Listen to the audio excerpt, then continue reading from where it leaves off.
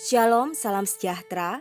Departemen Bakti Wanita Advent Uni Indonesia Kawasan Barat mempersembahkan Renungan Harian Wanita Kristen 2023 disusun oleh Ibu Ria Sinuraya. Jumat 17 Maret dengan judul Rencana Keselamatan Allah. Firman Tuhan di dalam Wahyu 12 ayat 10, "Dan aku mendengar suara yang nyaring di sorga berkata, sekarang telah tiba keselamatan dan kuasa dan pemerintahan Allah kita dan kekuasaan. Dia yang diurapinya karena telah dilemparkan ke bawah pendakwa saudara-saudara kita yang mendakwa mereka siang dan malam di hadapan Allah kita." Menjadi seorang istri pendeta ada banyak suka dan dukanya.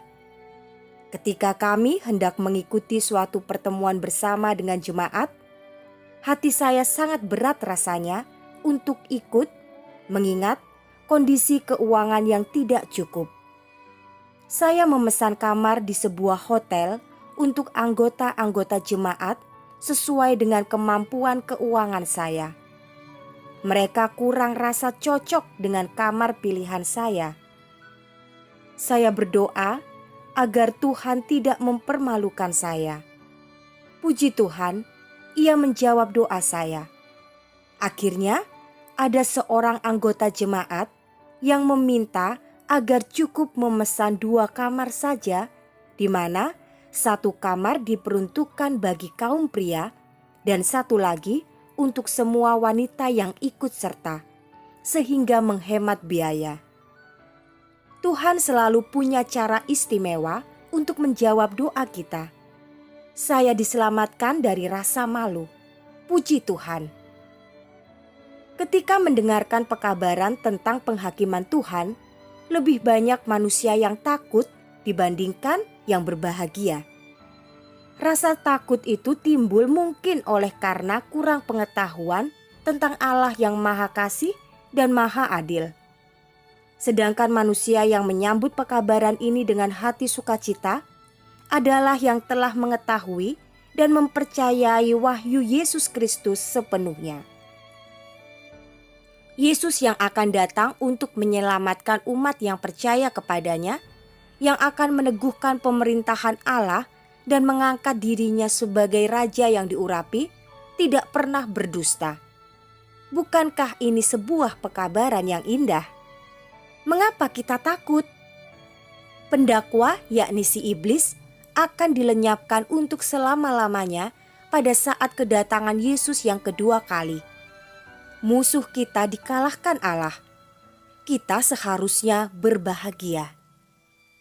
Dahulu dia telah dilemparkan dari surga, dan sekarang dia giat melakukan usaha penipuan di dunia agar manusia tidak percaya kepada hari keselamatan Allah itu. Sejak dia dilemparkan ke bawah, Allah lebih giat lagi menggenapi rencana keselamatannya. Ia turun dari surga menjelma menjadi manusia dengan darah dan daging seperti kita, rela mati mencurahkan darahnya. Bukan dengan semena-mena, seketika itu juga memusnahkan iblis saat di surga. Bukan juga dengan semena-mena memusnahkan Adam dan Hawa ketika mereka jatuh ke dalam ketidakpenurutan kepada perintahnya sehingga berdosa. Bukan juga dengan semena-mena menghembuskan nafasnya yang berkuasa itu untuk menghapuskan dosa begitu saja dari muka bumi ini, walaupun dia sanggup melakukannya. Namun, dengan darahnya sendiri, Yesus berkorban demi kita, demi keadilan yang Ia tegakkan, sehingga Ia mematahkan tuduhan iblis bahwa Allah itu tidak adil.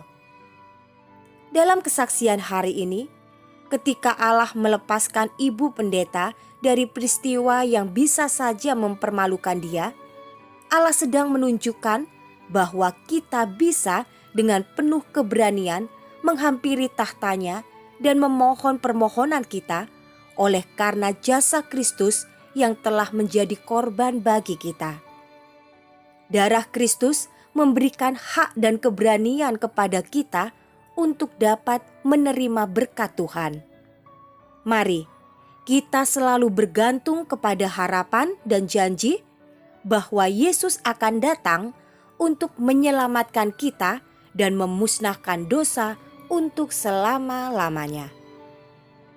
Kiranya Tuhan memberkati kita semua sepanjang hari ini.